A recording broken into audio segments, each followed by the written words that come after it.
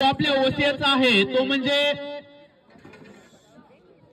सर्वात महत्त्वाचा आपण जाणार आहे डिफेन्स मध्ये।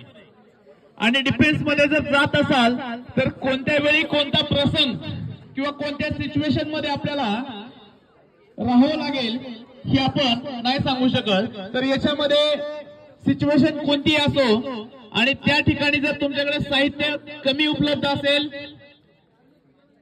त्या ठिकाणी फायर नसेल किंवा आगीची व्यवस्था होत नसेल तर अशा बिकट परिस्थितीमध्ये सुद्धा जगता आलं पाहिजे। याचंच एक ज्वलंत उदाहरण या कार्यक्रमाच्या माध्यमातून आपल्याला पाहावयास किंवा शिकण्यास मिळतंय किंवा आगीचा उपयोग न करता सुद्धा आपल्याला अन्न बनवता येतं किंवा पोटाची जी भूक आहे ती भागवता येऊ शकते। यासाठी आजचा हा कार्यक्रम आपण या ठिकाणी राबवलेला आहे। फक्त कार्यक्रमाची अरेंजमेंट नाही तर यासोबतच याला आपण नाव दिलेलं आहे फूड विदाउट फायर कॉम्पिटिशन।